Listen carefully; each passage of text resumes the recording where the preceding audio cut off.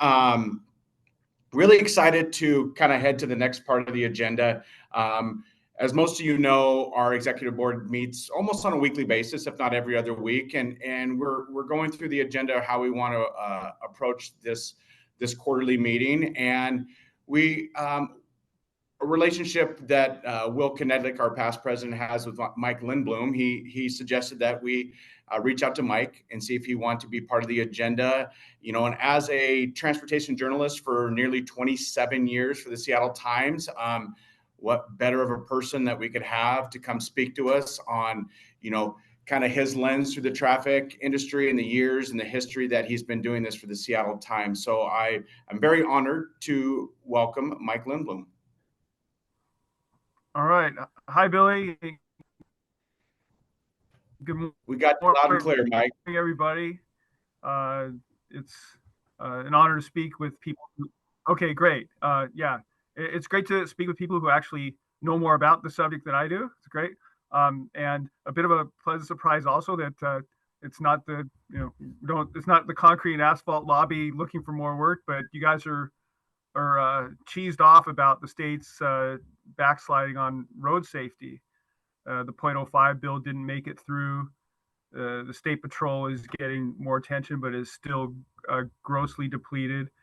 And last weekend, I was heading home to West Seattle. Somebody passed me at 100 miles an hour in a 40 zone. And I flipped my flashers on when they started tailgating, and they couldn't break through. They couldn't break through the other drivers who were only 5 to 10 miles over the limit. This happens all the time, and the pandemic, de-enforcement, just cultural changes have kind of unleashed a lot of people's lizard brains to just be as aggressive as they want on the roadways. Anyway, the legislature and highway maintenance and preservation issues. There's some discussion of this a few minutes ago, and we're still funding only about 1/3 of the full maintenance and preservation needs that Roger Millar has talked about every January in his State of Transportation reports. There was a late move in the legislature, and maybe somebody here can clear me up on it. Representative Fye and Senator Leas were talking about tacking on 100 to 150 million to the preservation fund. The big issue coming up for the general public is that on January 3, 2025, WSGRTA is supposed to start its I-5 redecking from Yesler Way to, I think, approximately the U District Ship Canal Bridge. That project has taken a while to get rolling. It was funded, or at least originally intended to be funded by Connecting Washington, the 2014-15 bill, including gas tax increases. It's taken a while to save up the money, get all the contracting and engineering, get everything staged, because the state has so many other things going on, mega projects to build, ongoing debt to build the big highway replacements has put pressure on the maintenance and preservation funds. But you're finally getting a lot of it going. I just filed a story an hour ago about the new normal, 3 lanes closed on I-5 northbound. So again, this weekend, I think it's the 6th or 7th of 13 Revive I-5 closures in South Seattle and Tukwila to rehab the old pavement there. The work looks great when you drive on it the next week. It's coming along. Should have been done sooner, but I and a lot of other people here can talk about all the pressures, all the historic reasons why it's taken, so many decades have passed between road renovations there. Anyway, Billy was asking me on email a few weeks ago, what's the public perception? And the most common public perception that I hear are people complaining about what seems to be a mysterious ongoing pavement damage in the Mercer Slough area of I-90 going into Bellevue. rebar is frequently exposed. The edges break off near the expansion joints. That area, the columns in that area are in some unstable soil, and they shimmy slightly. And it's been a challenge. I see Todd Trepanier is in the group. He may have a direct answer as to what the physical challenges are of finding a lasting solution in that area. But that's the single most common place that readers complain to me about. I actually hear very little griping about these weekend 3-lane closures. Folks either agree with it or have just been resigned to the fact that these are going to happen. And we're in for a decade of this, and it's just it's the price you pay to have functional highway and road system. We took a whole lot of years off with low taxes and low maintenance closures in the 90s and zeros, and this is just, it's the circle of life, so to speak, is in the highway world, is the way I'm viewing this. It's also sort of unprecedented. Growing up, you would hear about the East Coast crumbling infrastructure in old cities, and Seattle was a young city, Portland was a young city. Well, now we're getting to be an older city, and Phoenix is a young city, Boise is a young city. So history is catching up with us. WSGRTA is doing a lot of difficult work with countless constituencies and obligations. But actually, I'm mostly consumed with Sound Transit and these light rail openings. As soon as I get off the Zoom call, I'll be filing the story about the 8 stations on the east side. People have been paying taxes for 27 years, and they're finally going to get a starter line on one side of the lake until they can finish the I-90 crossing, and then things will really start to change. Well, definitely appreciate your perspective, Mike. I mean, I can open it up. We've got a little bit of time. Does anybody have any questions for Mike?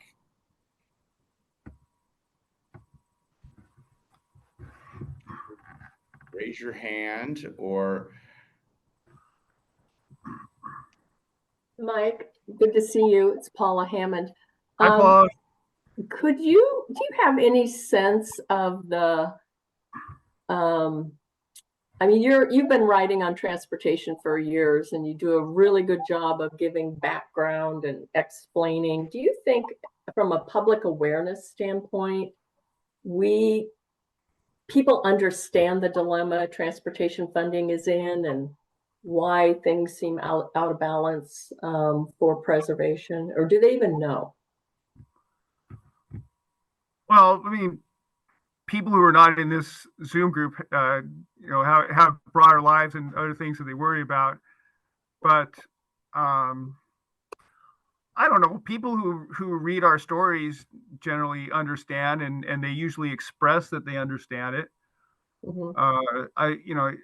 There are frustrations that come out, like when WSDOT puts in a policy of having an extra buffer lane in construction zones to protect their workers.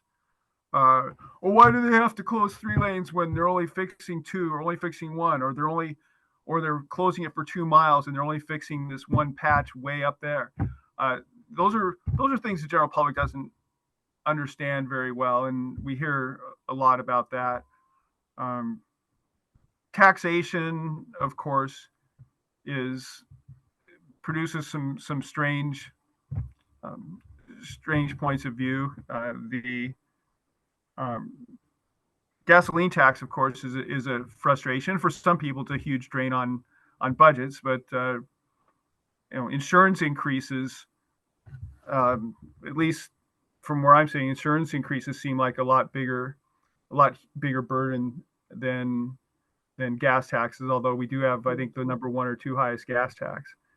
So you hear a lot about gas taxes. You hear a lot about car tabs when people open their bills. You don't hear very many people complaining that Sound Transit is $148 billion, or that the Highway 520 bridge is $6 billion.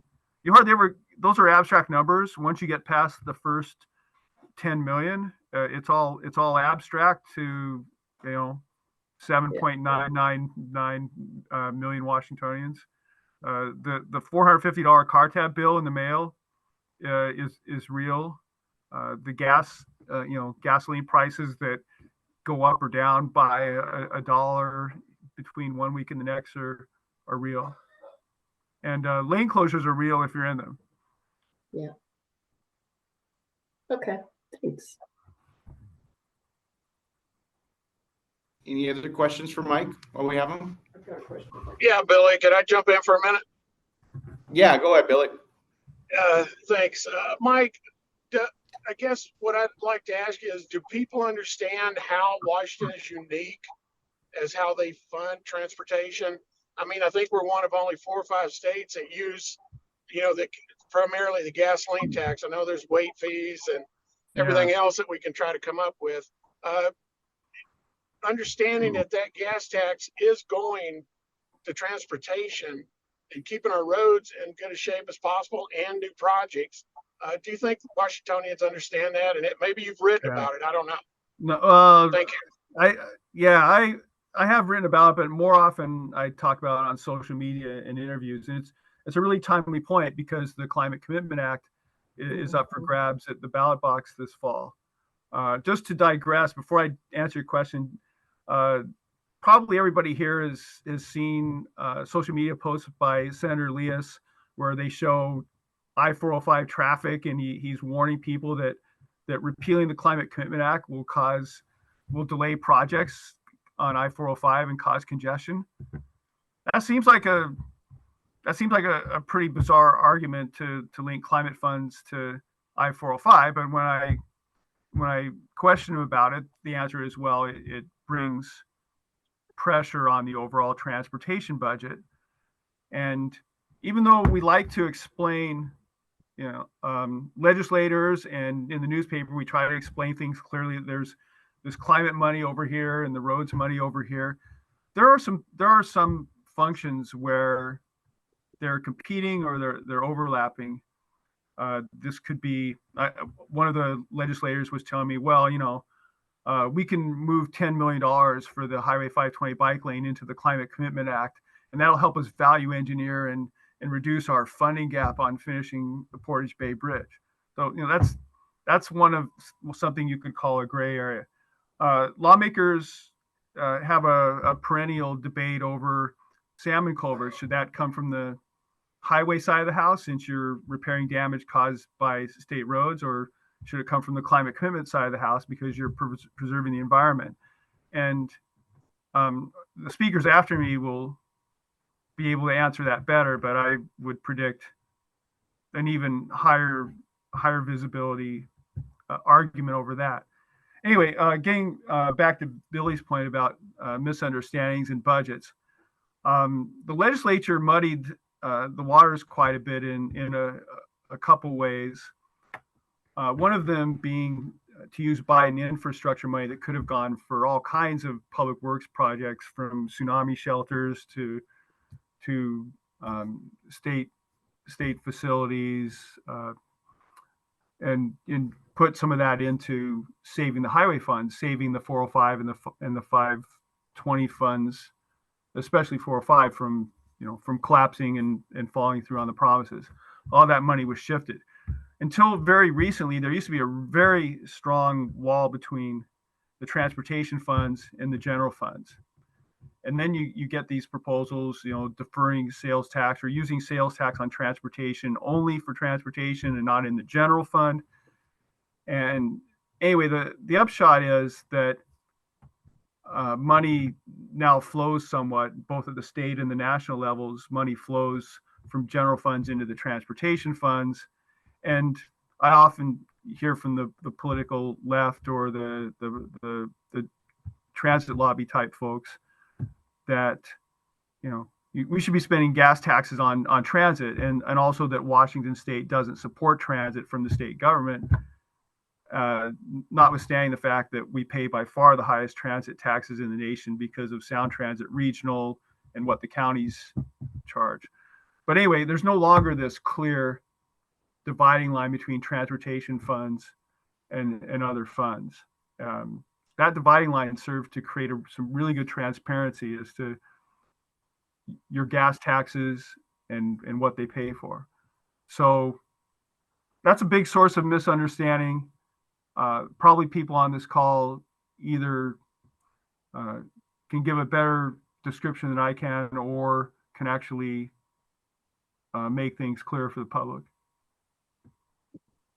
Thank you, sir. I appreciate that response. Mike, real quick, our last question. We've got Will here, and he'd like to ask you a question. I just want to piggyback on Paula's efforts to tap your finger on the pulse of your readers. Have you heard any backlash from the 40 or 50 cent a gallon implications of the CCA funds from your readers? We catch a lot of reader comments, social media about they accuse the Inslee administration of misleading the public about the true impact. I didn't write much about it before it happened. There was a state prediction of 18 to 20 cent impact. I did put that in one of my stories. I don't have a real clear idea of what the actual impact, how much of it is being passed on to the public. Also, the lag time between charging this and the state reinvesting it in something that benefits people, or at least benefits salmon, that's a political problem for supporters of CCA.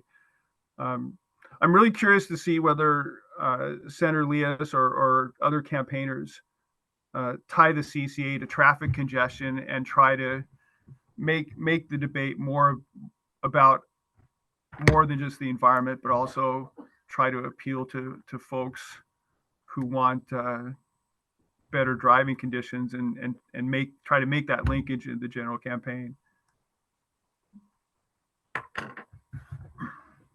Thanks, Mike.